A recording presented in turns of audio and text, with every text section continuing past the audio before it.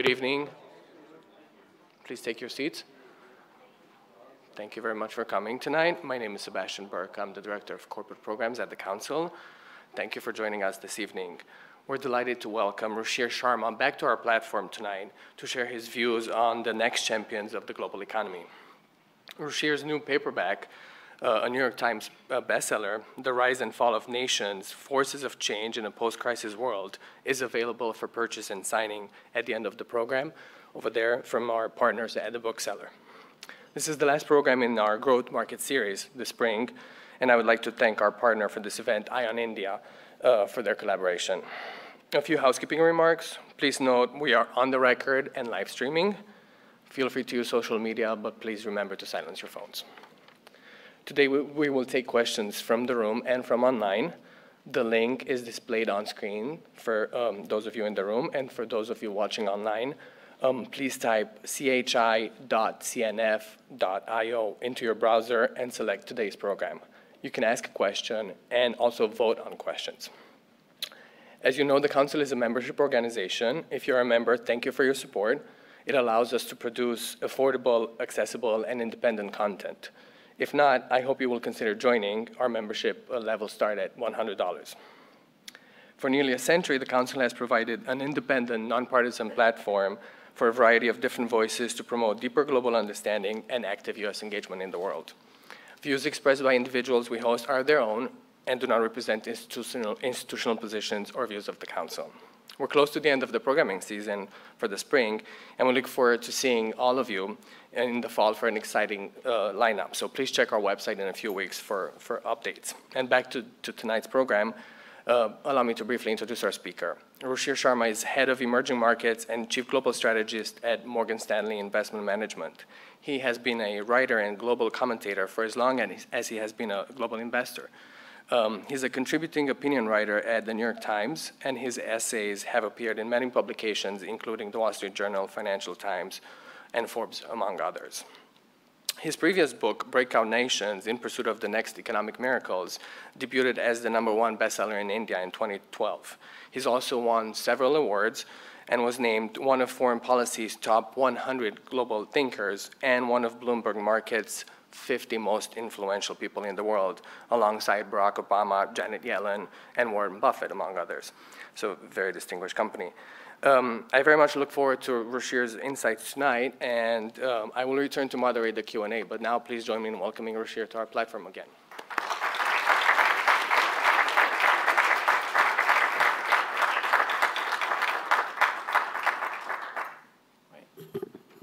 Thanks a lot. Great to be back here. It's exactly 4 years since I was last here, and I spoke about my previous book, then Breakout Nations, in the summer of 2013. As he mentioned, in the introduction, that I've been a writer for as long as I've been an investor, for longer, in fact. I started my writing career back in India in 1991. Just out of high school, because I sort of developed a real passion for politics and economics at a young age. And at that age of 17 and 91, I couldn't find enough rich people to relieve of their wealth. So I thought the next best thing to do was to write about it until you could sort of earn some credentials to be able to invest people's money, which is what I've been doing at Morgan Stanley since I joined them in 1996. So writing for me was really a way to start. And it's interesting that when I started out in 1991 back in India, no one else at that time wanted to write about what was really happening in the world, because India was just about opening up to the global economy after having been closed for many decades. And there was a space for it, and I just decided that that's what I really love doing. And so I was able to sort of hide my age, and I started to write back then in 91. And in 96, I was so keen to come and do my PhD out here in the United States until some people at Morgan Stanley happened to read what I was writing. And as one of them told me that, do you want to make money or do you want to study? So I thought it was an easy choice to make. I said I want to make money, and I quit the PhD plan and joined Morgan Stanley. But I continue to write because I feel that it's a great discipline. It sort of keeps you, sort of very focused. And when you have to put pen to paper and put it out in the public domain, it really sort of helps you sharpen your research skills. So I continue to like to write columns as I moved here to the United States in 2003. But like most writers, I also thought that I had a book in me. As one wisecrack put it, that was the best place for it. But I still decided I'm going to pursue my ambition and still write a book. And so I first wrote my book in the Breakout Nations back in 2011, and it was released in 2012. And the basic thesis of that book was that the entire hype about BRIC economies, Brazil, Russia, and India and China, had gone too far. And that every decade was marked by some mania. And the mania of the last decade was about the rise of the BRIC economies without quite distinguishing as to what these economies are about, what the differences are, what the fault lines are, and how difficult it is to keep growing at a rapid pace. So that book, the premise was that these BRIC economies are basically done. It's time to look for the next generation of stars after that. And then the one thing which I was very clear about in terms of making any forecast or writing anything is that, the old rule of forecasting was that you make as many forecasts as possible and you keep reminding people when you're right. I find the new rule of forecasting, particularly popular in the academic world, is that you forecast so far out in the future that neither you nor I'll be here to know whether I was right or wrong. So therefore, these forecasts on how the world will look in 2050 or 2040 and what we need to do, all very well and good, but unfortunately, it has zero practical value for most people. And as a practitioner, it sort of irritates me almost when I keep hearing people talk about that. It's not about like short-termism. It's about the fact that that forecasting is a very difficult game. And all scientific research has shown that the longer you forecast, the higher the probability of you being wrong, because just much more happens which is unknown. And in fact, the studies have shown that anything more than 5 years is basically as good as throwing a dart, right, in terms of you being right or wrong. But luckily, after I wrote that book in 2012, I got lucky, and sort of like the world sort of turned out a bit that way, given what happened to Brazil and Russia and the subsequent years and the doubts which were cast on both India and China's growth paths since then. Now, of course, there's been some renewed optimism as far as India is concerned, but I think Russia and Brazil have pretty much fallen off most people's maps. And that's quite consistent with the development history, because I was just sort of saying to my colleagues today that if you look at the world, there are 192 countries today that are tracked by the IMF in terms of what their growth is and what their growth rates are. Of these 192 countries, only 39 are classified as rich nations or developed countries. The balance, more than 150, are classified as emerging, and many of them have been emerging forever, like Brazil or Mexico and stuff, countries which have one good decade and then go back down, and then have one good decade and go back down. So if you look at the history of Brazil, it's quite fascinating that over the last 100 years, Brazil today is as poor as it was compared to the United States as it was 100 years ago.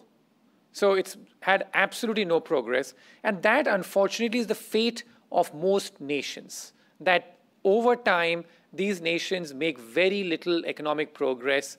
And it's a select group of countries which are able to break out of that trap and make it to developed nations and lift all their people out of poverty.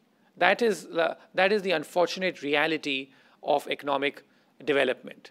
So what I was keen to do with my second book, basically, was to identify that what are the 10 most important things you should look at to know which nations are going to rise and fall over the foreseeable future.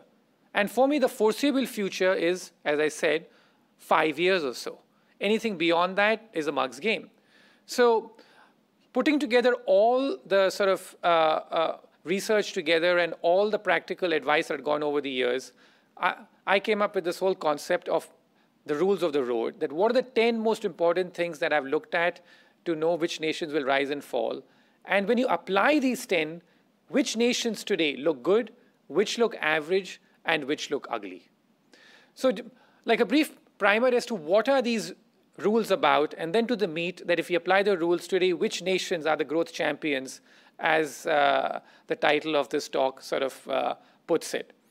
Now, the thing here is that when I tried to come up with these 10 rules, what I found very striking was, when I was writing about it, was I tried to go back to the moment when it struck me as to why this rule is very important, or how it occurred to me that this rule is very important. Take the instance, for example, of one of the first rules in the book. It's called the circle of life. It's about politics. And I think it's very relevant today in terms of what is the impact of politics in a nation? What impact can a leader make for the future of a nation? And what kind of leader does it take to help a nation? I tried to look into this in the book in detail.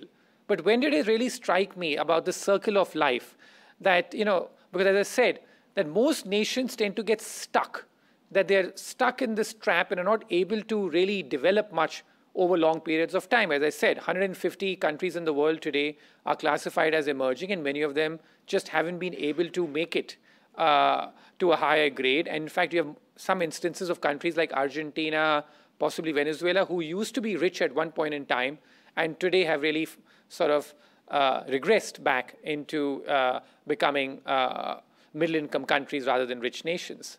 So this politics rule about how nations get stuck and not able to evolve is something which I learned the hard way in Russia. So here's what happened, which is that in October of 2010, there was a conference being organized in Moscow. And I was attending it. The organizers of the conference called me up a few days before the conference and told me that, hey, the Prime Minister then, Putin, he was Prime Minister those days, in 2010, is going to be at the conference, and his office is requesting if you could make a frank presentation of what you think is the state of Russia today. So I said, fine. I took the advice quite seriously that I have to make a frank presentation. Now I'm an investor and sort of, used to speaking my mind, and also like a writer. So I prepared a frank presentation and landed up in Moscow at the convention center to make the presentation. So there I was in Moscow to try and make this presentation. I got up on stage and presented. Putin was sitting right here along with Christine Lagarde, who was visiting then because she was the French finance minister and had been called for this conference as well. I began the conference, or my talk at the conference, by saying that when Putin first came to power, Russia was in a complete mess. And how, when he first began, how he had done the right things to reform the country, or at least move it in the right direction. From introducing a flat tax, from telling businesses that I'll keep out of businesses as long as you keep out of politics. He brought back some order and stability into Russia. And when the oil boom came, Russia was able to benefit enormously from it. That was the good part. Then I began the frank assessment that how does Russia stand today? And then I basically spoke about the fact that how Russia, after 10 years of this, has stopped making any progress. It's stagnating. It is still extremely dependent on commodities. There are no small and medium-sized businesses in Russia to speak of. The oligarchy completely dominates. Obvious stuff about crony capitalism and stuff is there. And I went on about what all is wrong with Russia today. Putin was sitting there. What I did not realize was that this is being telecast live because of the fact that Putin was there and the broadcasters were telecasting this live. So then so this went on. I finished my talk and sat down. Putin came and spoke next. And when Putin came and spoke, he sort of, poker face, but he acknowledged a couple of points in the talk. And that was that. I went back to the hotel. Next morning, I was woken up rather early by my office, who called me up to ask, what have you done? So I asked them, what have I done? They said, don't you read the Russian press? I said, no, I don't read Russian. It's all Kremlin-controlled anyway. He said, exactly, that's the point. They've all gone after you. They've all basically said that this guy has come here and spoiled the party. Who needs his money? Oil's at $100. We're doing just fine. This is 2010. We don't need any of this. And he should go home. That was the kind of suggestion in there. So I was sort of nudged in the direction that it's good you leave Moscow. I left Moscow and I haven't been back ever since. But what was the lesson I learned from this? The lesson I learned from this basically was that the longer a leader stays in power, the worse it is for a nation.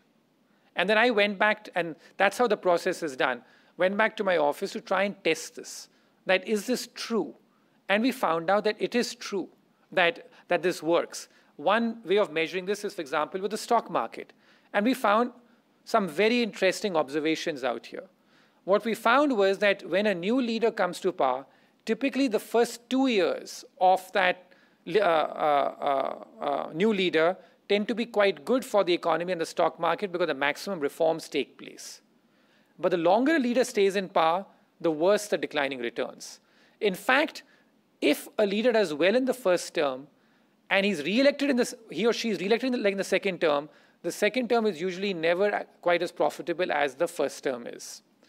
But this applies only to emerging markets. This does not apply to developed countries. And this also was very interesting for me. It's because in emerging markets, the impact a leader can have on a nation is quite sizable for two reasons. One, there are a lot of reforms which have to be carried out in emerging markets compared to developed markets because it's still underdeveloped. And two, the institutions in an emerging market are typically not as strong as in developed markets. The judiciary, the central bank, and other institutions, like in terms of the regulators, are much more under the control of one leader or whoever is in power compared to what happens in developed markets. So, and I found that very fascinating, and that's very fascinating at multiple levels if you look at this political stuff. So therefore, my most recent op-ed for the New York Times was that why is there no Trump slump on Wall Street? And one of the reasons I explained in that was that even though a lot of people are very angry with what's happening and are also sort of very sort of agitated, a lot of people are also quite befuddled. Why is this not having any impact on the stock market? That the market just keeps doing its own thing. It's partly because of this, that the impact of politics in countries like the United States is quite limited. So therefore, I basically call the United States almost a post-democratic society, where the impact of one person, how much ever we may like or dislike him, on the role or the economic direction of that country, maybe on the other things it's different, on the pure economic direction of a country is quite limited. And if you look at even the United States, whether it's a Republican or a Democrat person who gets elected, the stock market and the economy's performance, and the stock market in particular, there's no real big difference in terms of who's in power and how the market does. But in emerging markets, the difference continues to be huge. And the big contrast was Brazil, that just as Trump was facing his the whiff of impeachment kind of talk in May, in Brazil too, a big controversy broke out for the president, and the market tanked there and has struggled to recover since. So very important differences here. But when you're evaluating a nation, this is what you need to keep in mind. What's the impact of politics? First, is it a developed country? Is it an emerging nation? If it's an emerging nation, the impact of politics is much more compared to a developed nation like the United States. Second, the longer a leader stays in power, the worse it is for a nation. And then I have some other sort of observations in there, which is that typically the best time for a country in terms of carrying out new reforms is when a new leader comes to power and the country is facing some sort of a crisis, because then there's a lot of popular will to carry out reforms and bring the country back up.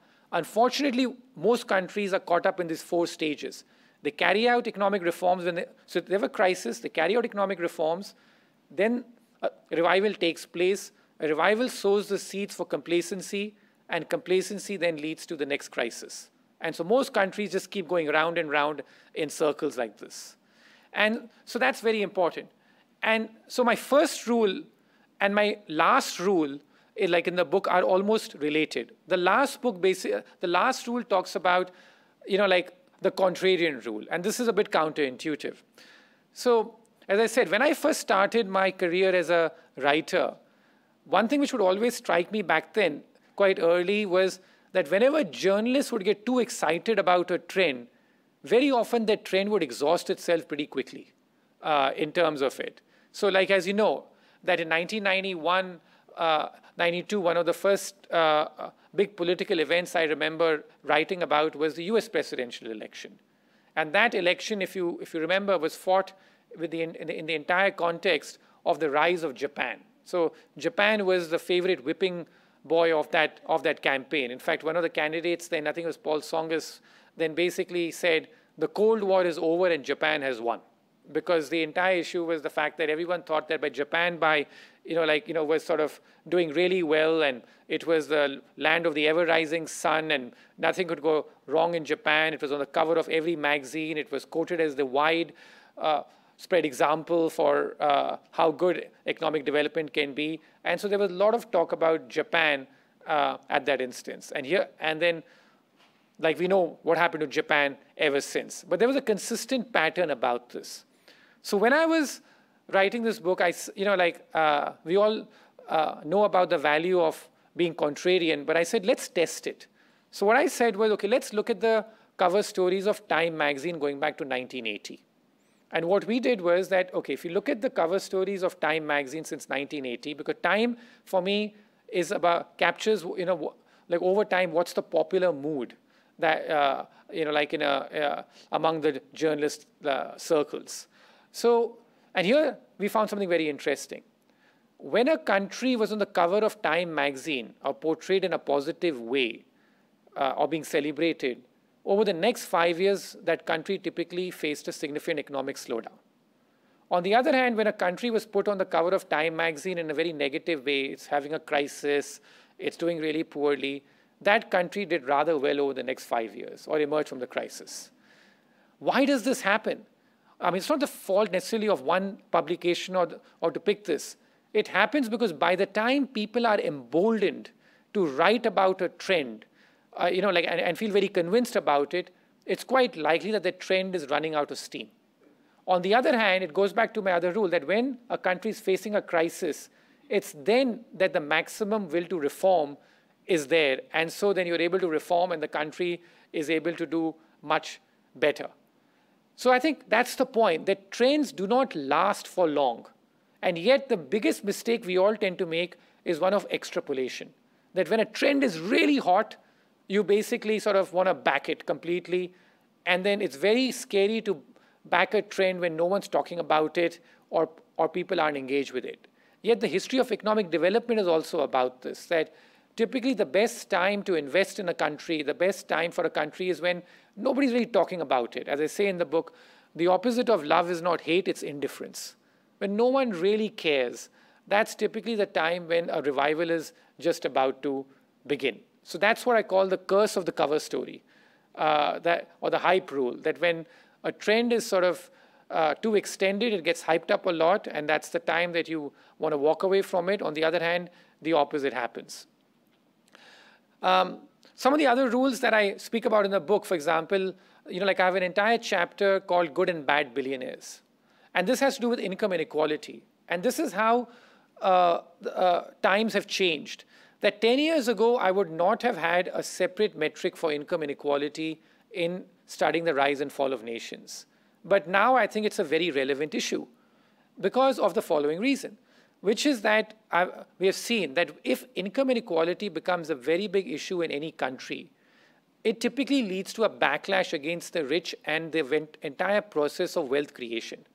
So how do you know that this backlash is building? What is some sort of an objective but live example of seeing that? And I said that one way of seeing this is a country producing good or bad billionaires? That typically tells you about what's happening to a nation. And what do I mean by good and bad billionaires? My sort of thing here is that if wealth is being created in industries such as manufacturing, technology, typically those people are celebrated. On the other hand, if wealth is being created in industries which largely require government connections to grow rich, mining, real estate, oil and gas at times, even other sectors under government control in some countries like telecom, then if a lot of wealth is being created in those sectors, it leads to a backlash against wealth. So therefore, in countries like Russia or even Mexico, this is one thing worth thinking about. The chance that a rich person could ever assume the top office is zero, because there's such resentment against the kind of wealth which has been created in those countries. In this country, I still find it remarkable that despite all the talk of income inequality, this is the most wealthy president and cabinet we have had in history out here. But it's partly because wealth creation in this country is still respected, largely because a lot of it has been created in industries such as technology, manufacturing, pharmaceuticals. Now, some people think that even this is going a bit overboard given the domination of technology and the oligopolies being created out there. But still, for now, it's respected. And I think that that's a very important rule as well to look into account, that which countries are at risk and which countries are likely to do well.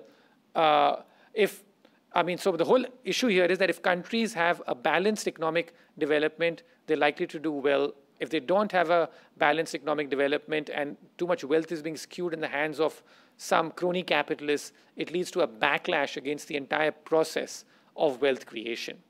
Another rule that I speak in the book about basically has to do with, for example, cities. Because I know that that's been a big topic. The council had a big meet of it earlier this year.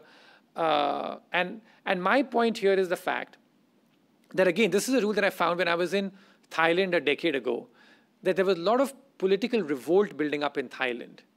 And it was a very different kind of revolt.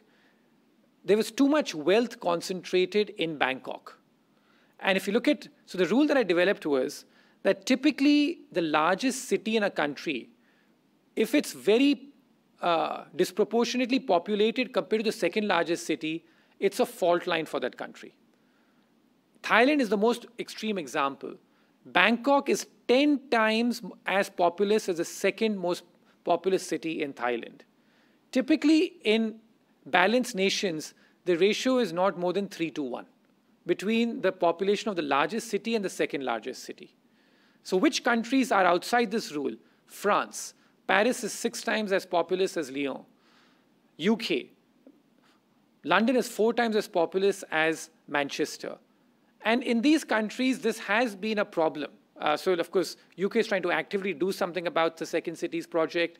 In France, it's a big issue that so much of it has been concentrated in France and has led to an ossified society over the last few years. And now there's a big sort of anti-establishment mood out there, which has manifested itself. So that, for me, is also a very important rule to have a look at in terms of which countries are likely to do well and not to do well.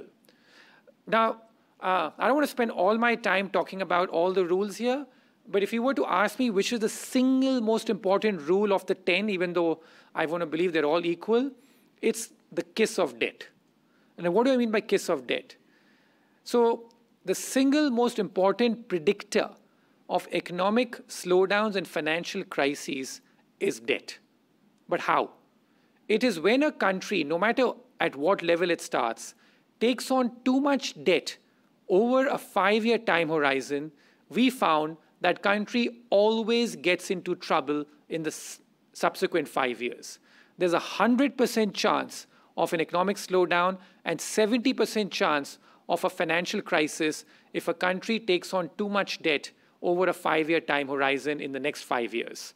And I define what I define as too much debt in the book, which is about 40 percentage points over a 5-year time horizon.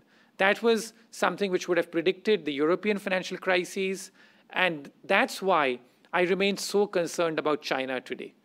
No developing country in history of economic development has taken on as much debt in as short a span of time as China has overtaken, since the global financial crisis.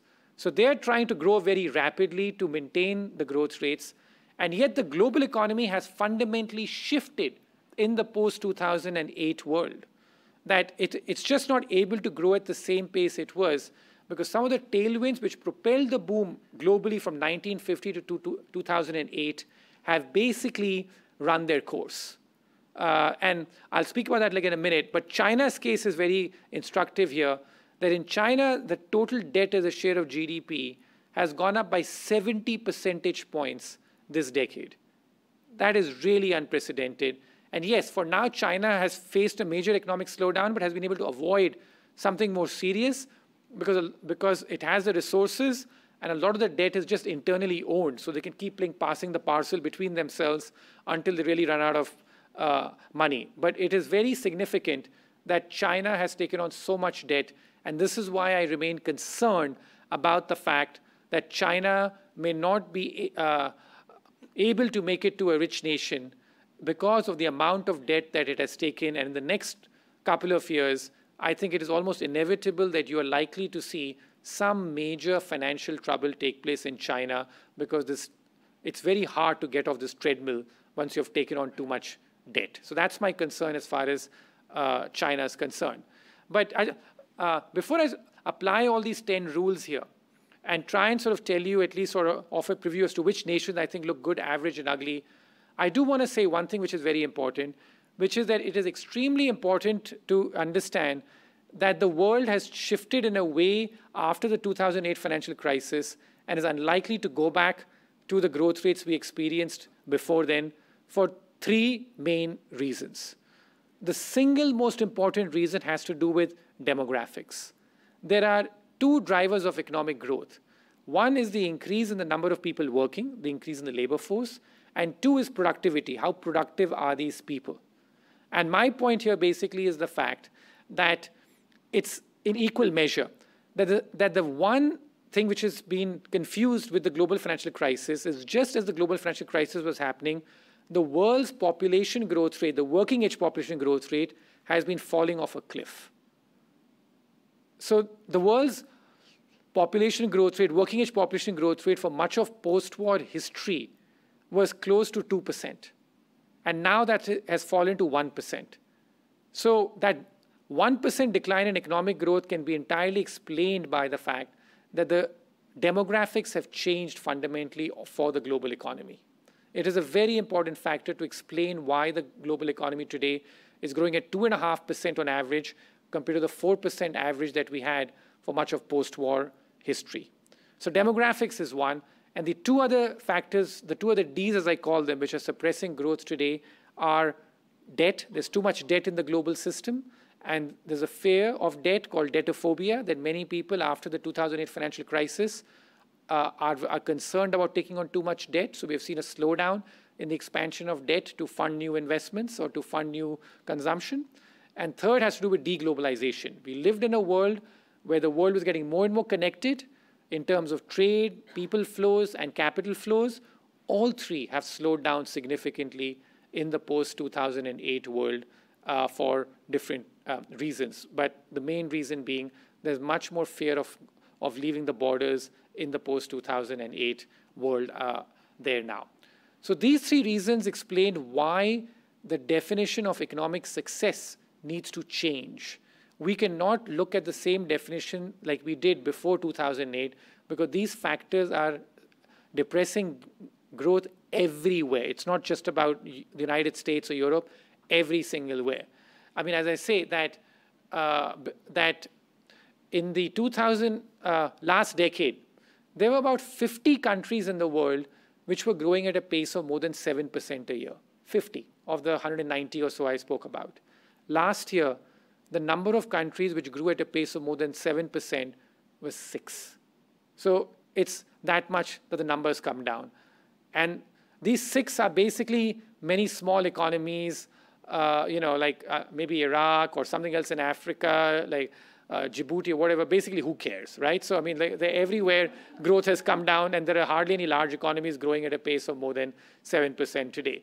And similarly, like in the developed world, where it's harder to grow rapidly because you're starting from a higher base, the definition of economic success has changed because today hardly any economies in the developed world are able to grow at above 3%. Whereas before 2008, there were a dozen or so economies in the developed world also able to grow above 3%. So that's what's really happened across the world, that the definition of economic success needs to change, and we need to reset the base for how we evaluate countries. Now, which are the nations that, when I apply these 10 rules today, which look good, which look average, and which look ugly? And remember, when doing this exercise, it's that you have to compare countries according to their own income class. You just can't keep comparing countries based on different income classes. The United States cannot grow like China just because the United States is 5 times richer than China. So it's hard to grow very rapidly from that base. But when I apply these rules, so the question also was asked that, for example, which is my favorite region in the world today? I'd say Eastern Europe. The best, when I apply these 10 rules, whether it's got to do with the debt or some of the other rules in my book, from the currency to the hype rule, Eastern Europe to me looks the best. And also, like, my next sort of article is going to be on this, in fact, which is the next rich nation. As I said, there are only 39 countries in the world today classified as rich. Which is the next nation to join that? And the answer to that, for me, is Poland. The next, at least so, and it's a significant development. If you look at it the last few years, all the significant, all the nations which graduated from becoming emerging to rich have been smaller nations. The last big nation to make it to that grade was Korea in '97. So I project that within the next 5 years, Poland will make it. So it's a pretty significant development. For the first time in 25 years, a major nation is going to graduate from becoming an emerging nation to a rich nation after a gap of 25 years. And I think Eastern Europe in general, on many of the rules, looks quite good. Some of the other countries which look good, for me, Germany, in the developed world, is basically the star. There's so much revolt today against established leaders, against leaders who have been in power, irrespective of their ideology. Yet one leader still enjoying high popularity ratings in a genuine democracy is Germany, which is Angela Merkel. And why is that? Because under her, the German economic performance has been quite impressive. In fact, the highest per capita income growth of any nation, any developed country, has been the highest in Germany under her. So that's quite a significant achievement for the last 10 years or so. So Germany in the developed world. I think that the United States is a steady as she goes economy, which is that we'll keep growing at a pace of about 2%.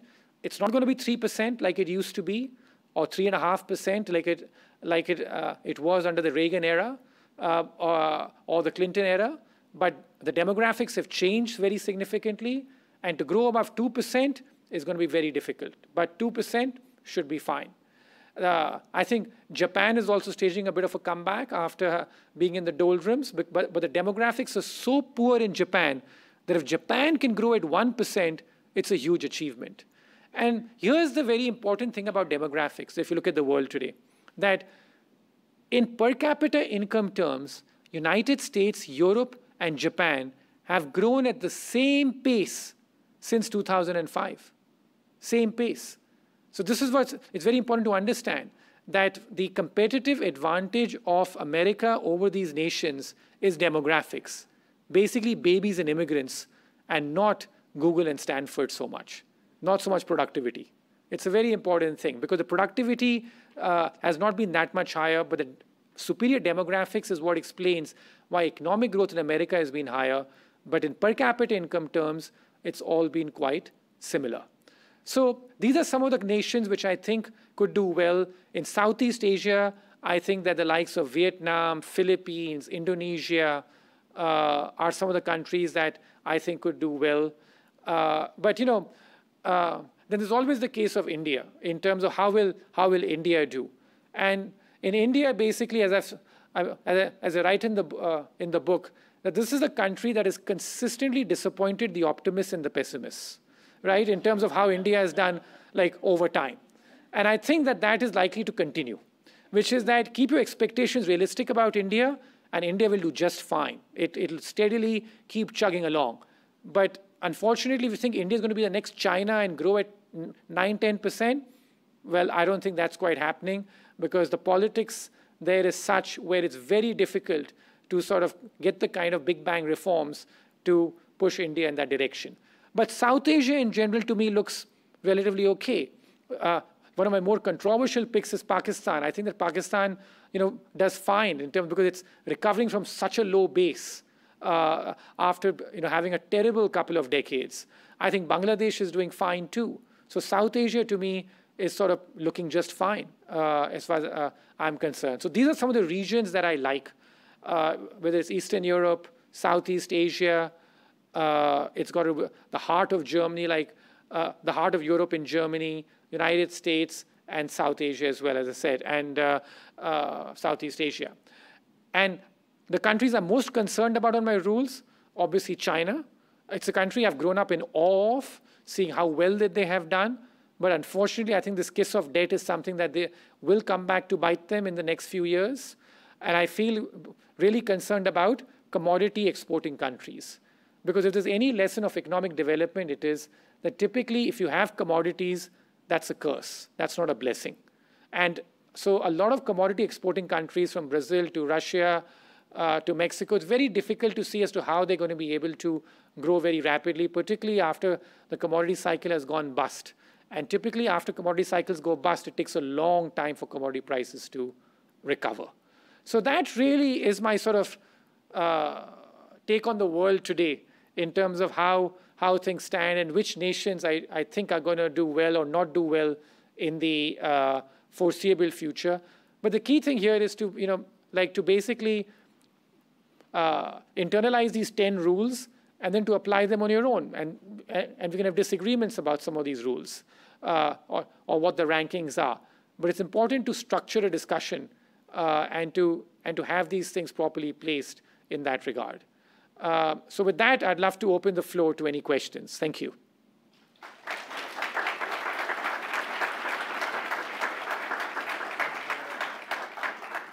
If you have a question, please raise your hand, wait for the microphone. I will call on you, and please make sure it is a question and not a comment, or put it in a question form. We have one here in the second row. Thank you. My name is Guzinas Hidding. I teach here at Loyola University Chicago. I appreciate your work, particularly on demographics, which I find in many economic commentators is way underemphasized. Yes.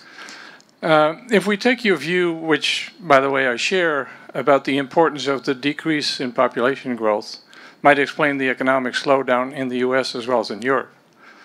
Does that also imply that QE was basically not necessary? Or that QE is ineffective? Yeah. Or what they should do now that they have done a lot of QE? Yeah, so as far as, I've been quite critical of the Fed's monetary policies, which is quantitative easing. And that's because of the exact reason that, yes, it was fine to do that in an emergency situation. But to try and boost growth using that tool has been ineffective. And in fact, it's done more to boost asset prices than it has done to boost economic growth. And so I do feel that what QE has done is that it's been great for the rich. It's been great for people on Wall Street. To give people free money on Wall Street, they'll go make more money with it. That's what happens. So yes, I agree with you that I think that the Fed has been wrong in estimating what is the potential growth rate of the US economy. And so therefore, QE to me has, especially the subsequent rounds, it's fine to have done the first round when the economy was frozen and credit was frozen. But the subsequent round to boost economic growth, to me, has been wrong. And the Fed defends its actions by saying, oh, but our economic growth has been better. Yeah, your economic growth has been better because your demographics have been better than Europe and Japan, not because you did QE. In the back, in the middle. I wonder what you think about the kind of rise of nationalism as a political phenomenon and how that interacts with economics. I mean, you like Poland, you like the Philippines, which kind of have those concerning political issues. And then kind of related to that, your opinion of the Modi government in India, they're nationalists too, and they've done some economic reforms, but potentially, have done some other things that are less encouraging. Yeah, the rise of nationalism is a global phenomenon today. The issue is that how much of this is impacting their economic policy. Because, there's one sort of thing which I also did in the book, a bit more controversial one, is that I looked at whether a more authoritarian form of government or a more democratic form of government is good for economic growth. And the answer I got was that it's basically 50-50, which is that the form of government you have really doesn't matter for economic growth. But what authoritarian governments do is create much more volatility in economic growth compared to democracies where it is much more stable. But otherwise, the outcome is the same. So, you know, there is no utopian nation that I can find in the world today where on all my 10 rules, they do very well. And I agree with you that in countries like Poland and Philippines, that is a risk in terms of what's happening there on the political front. But my bet is that it's that on the economic front, they are still doing stuff which is relatively reasonable. And there are other factors which are scoring quite high in these nations. Whether it's got to do with the fact that in Poland's case, they're going the classic way of manufacturing their way to prosperity, still adopting European institutions, still getting a lot of funding from Europe to sort of build their infrastructure. And so that is still doing well, for them. So it's a risk, I acknowledge that, but it's important to say that these are not factors which necessarily, determine the fate of a nation in a unidimensional way. And if this is a negative score, the others do score positively for me.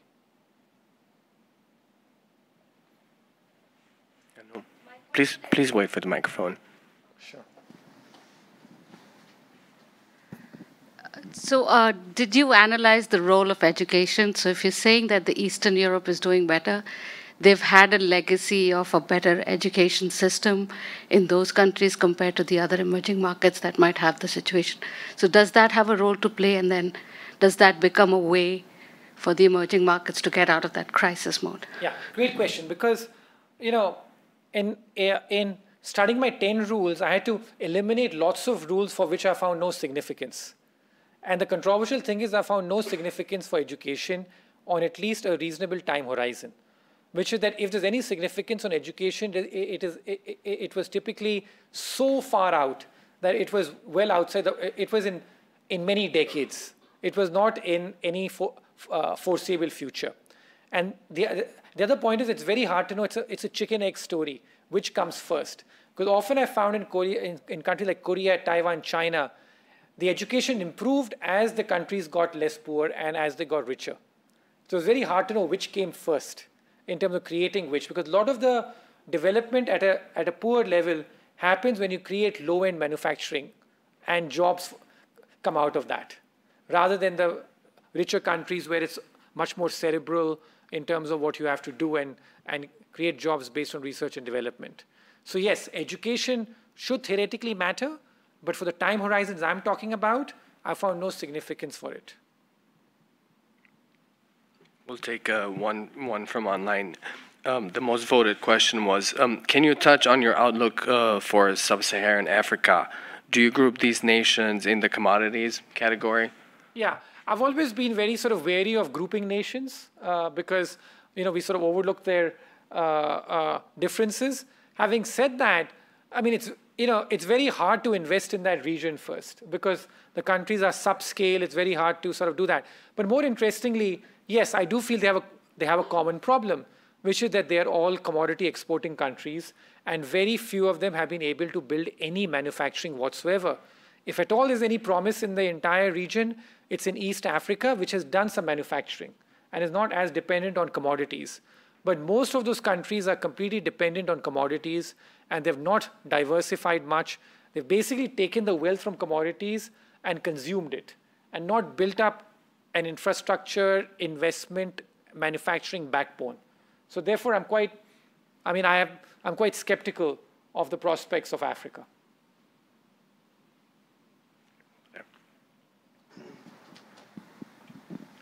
Thank you for the excellent talk, the excellent book. I enjoyed them both.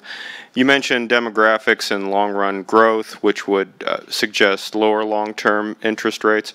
Also, another demographic factor affecting interest rates, baby boomers starting to retire and spend down their savings, depleting the supply of loadable funds, which would suggest higher interest rates. So between those headwinds and tailwinds, lower growth, fewer loanable funds, who's going to win, and what are long-term interest rates going to be? Yeah, I think that, like on long-term interest rates, obviously, I think that that's exactly like the path you're saying. I think the near-term pressure is still down because of demographics, but eventually, because of lower productivity and because of what you're saying, that less savings over time, you would expect interest rates to go up. So I think it's basically like U-shaped over time in terms of what happens to interest rates.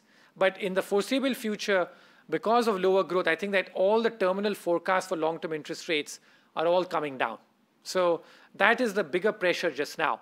But over time, I agree with you that the pressure will begin to shift the other way as the other reality becomes more acute.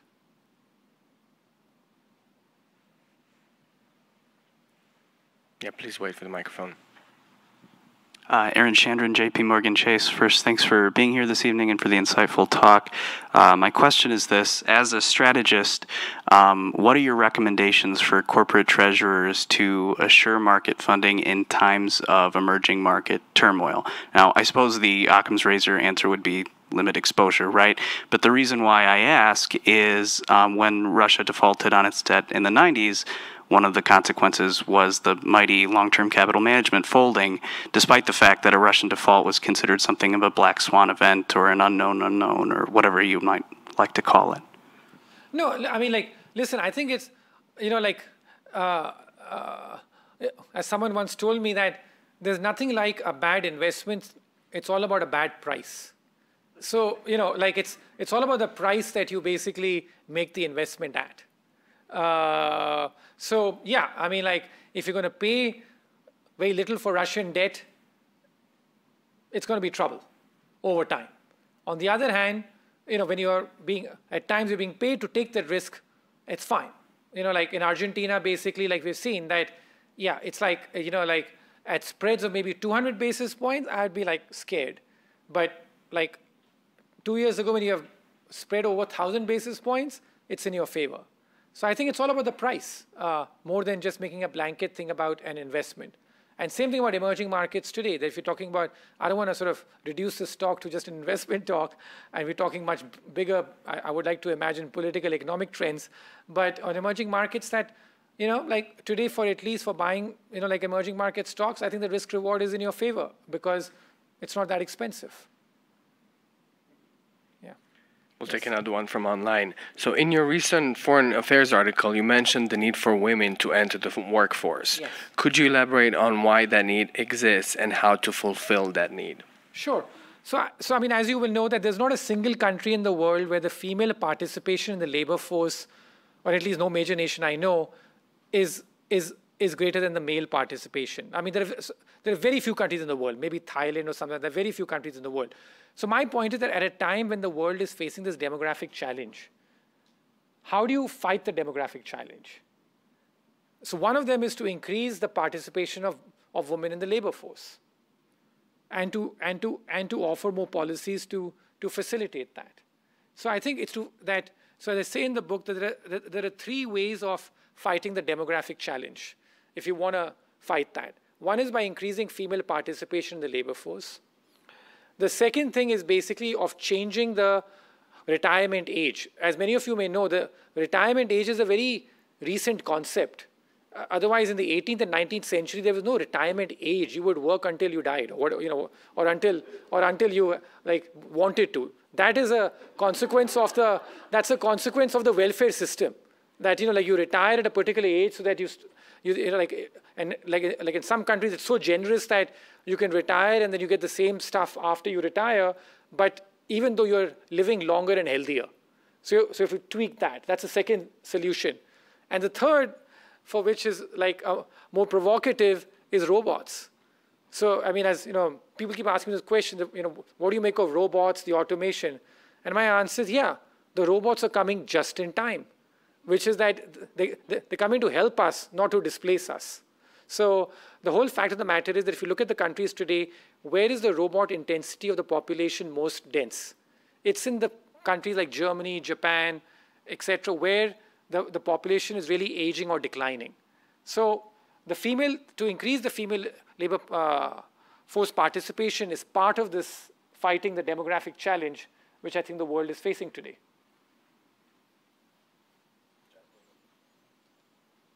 What, if any, relationship is there between asset prices and economic growth? Right. I think that that has become a very important thing and something which I think has not been sufficiently incorporated into central bank frameworks. That today, the financial economy has become huge. The size of financial assets in the global economy is huge. It's dwarfing the real economy. So therefore, when you end up getting very sharp declines in asset prices, it has very serious negative consequences on the economy. Just because by getting sharp rises, you are boosting economic activity. So I think that the impact of asset prices has become larger and larger over time, and the central banks have to take into account asset price inflation when setting policy rather than focusing just on consumer price inflation. Because a lot of the inflation in the last few years and decades has happened in asset prices rather than in consumer prices. We'll take another one from online. How do you limit your investment risk in places where the political tides can turn very quickly? Very true. Basically, like, you don't invest much in those countries, right? So, because yeah, that's true. So I mean, like, I think it's scary.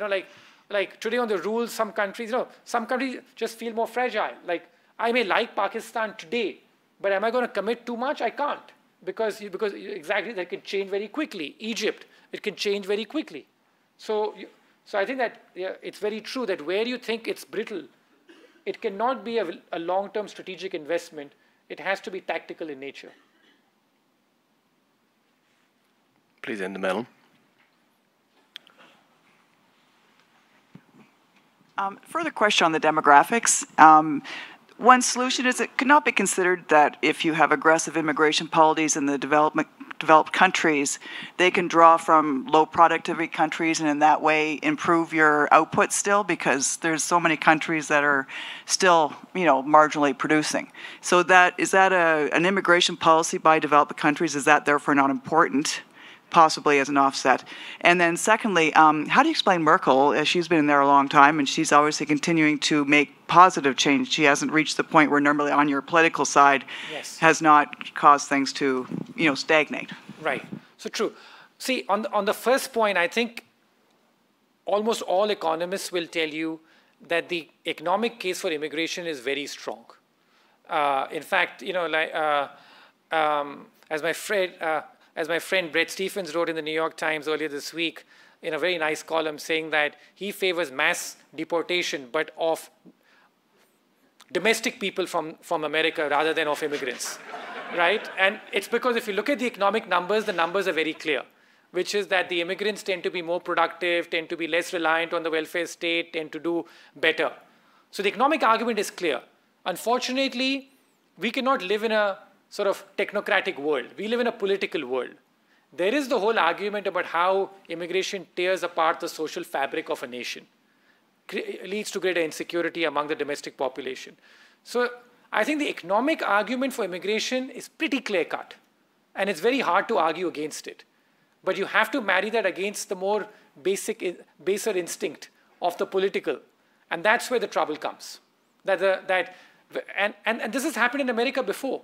In America in the 1920s and the 1930s and all that, there was a very strong anti-immigrant sort of wave as well. So these are waves which come and go. When the pendulum swings too much in one direction, when there's too much immigration, it always leads to a bit of a backlash. So that's what's happening in America. So it's an economic argument, is clear-cut, but the political reality is different, and we just have to respond to the political reality. And the reality is that it's going to be very difficult for there to be a great openness to immigration in the foreseeable future. So it's bound to slow down. Your second question, sorry, yeah. See, with every rule there are exceptions. There was Lee Kuan Yew, who ruled for 27 years in Singapore, and he seemed completely indefatigable right till the end. So every rule is going to have an exception. I can't have a full rule, because there will be some leaders who are able to do that. But life, as I've said, in life there are no certainties, there are only probabilities. the probability of economic success decreases with a leader who stays in power for longer. So for every Angela Merkel, I can quote you 5 leaders who basically ruled for too long and ruined their countries. Even today, the Putins, the Erdogans of the world, or even the Suhartos or Mahathir Mohammeds, they all outran their utility after a while. So there'll always be exceptions to the rule. But yes, Angela Merkel, as of today, does appear to be sort of, on the right path so far. But as I said, it's like 5 to 1.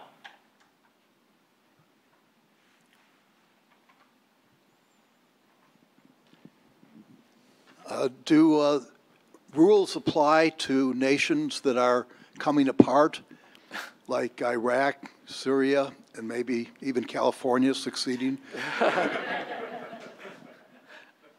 Yeah, very true, which is that nations which are once ravaged by civil war are very difficult to repair. That fault line runs through them. So as I mentioned in the book, I think that 40% of nations where a civil war ends, in those nations, civil war returns within 10 years. So once those fault lines are there in a nation, it's very difficult for those fault lines to be repaired, and it's a constant threat you have to live with. So I agree that when nations are falling apart, can rules apply? No, you have civil wars kind of stuff. Absolutely not. Those are the kind of events where it just doesn't work.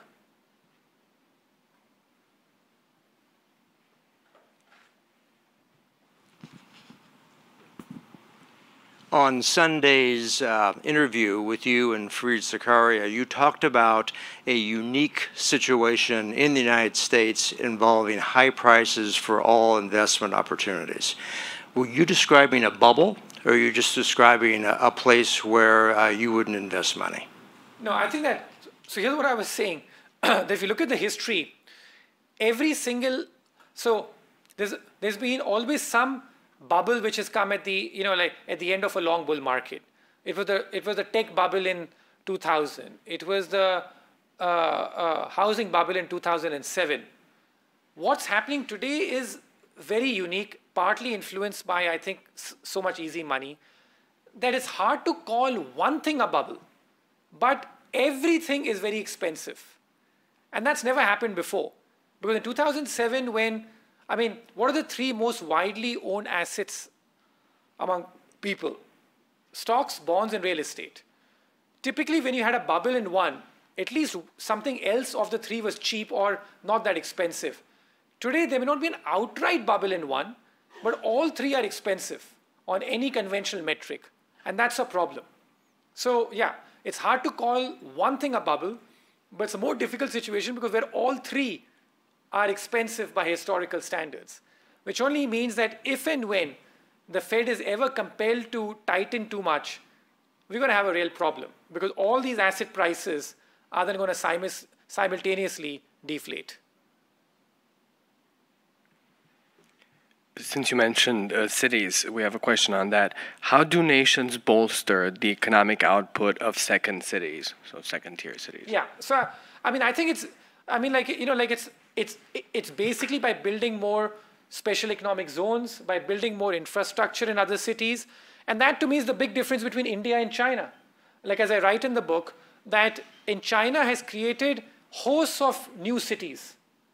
In India's case, there has practically been no new city which has come up in India. And I define a new city as a city which basically comes up from scratch and its population increases to 1 million in quick time. From a quarter million. In China, I think there are about 20 such cities which have come up in its history of the last 30 years. India, there hasn't been a single such city. So it's more a result, a symptom of the lack of infrastructure and the lack of diversification in terms of having more manufacturing and more special economic zones in different places rather than anything else. So it's just a failure of India's infrastructure is manifested in the fact that you don't have enough second-tier cities in India, or the rise of new second-tier cities in India. We have one over there, 3rd row from the back. Hi, we talked a little bit about valuations within emerging market equities. I'm curious about correlations with emerging market local debt. and if you use the same economic measures or tend to see those asset classes generally move together? Yeah, no, I mean, I think that emerging market equities today, I think, offer better value than emerging market bonds. But yes, there's a lot of correlation between the two. The currency effect sort of, ensures that. But if you ask me today, I would say that emerging market equities have much better value compared to emerging market bonds because the bond market in general is much more frothy. And emerging market bonds, as part of it, has been sucked up in that froth. We'll take another one from online. We have a lot of questions for you. What were the drivers of past growth rates versus the drivers of current growth rate? So past drivers of growth. But as I said, there are many ways that you can cut that. As I said, the two main drivers of economic growth, the two, this is an economic equation, are demographics and productivity. And I think that basically demographics is gone as a support for economic growth. So now it's all about productivity, which is what's going to lead to economic growth. Issue is that, and productivity is something which keeps changing over time in terms of, as we get new innovations, we get new stuff which comes out. So I think that the drivers of economic growth will always be people and productivity, but the support from people is gone. And now it's basically all about productivity in most nations. But also, the nations which have the right demographics will obviously have an advantage in this era. As I said, Japan can't grow at more than 1% anymore, just because it doesn't have the demographics, and the immigration culture there is such where you don't get any immigrants aren't really home there. It's a very homogeneous society. So I think that demographics will play a very important role in the few countries which still have positive demographics. But otherwise, it's more down to productivity. Okay, we have one on Brexit. How will Brexit impact London as a financial hub? Well, I think the outcome is pretty clear, which is that it's going to sort of gradually decline over time, but it'll be much more gradual. But I think that the important thing to put here about is the fact that, UK just doesn't matter that much to the global economy anymore. It's like relevance is going to keep declining. I mean, I made a controversial statement when I was in UK last month by saying that UK may not be the most important country in the world, but it's definitely the most self-important. So, so the whole point there is the fact is that, they've all been running around Brexit, what it means for the world, etc. It means nothing for the world. The world has moved on. Now go sort it out on your own. Yeah. Thank you. Unfortunately, that's all the time we have. Please join me in one. Thank you. And Ruchir will be signing books to my left.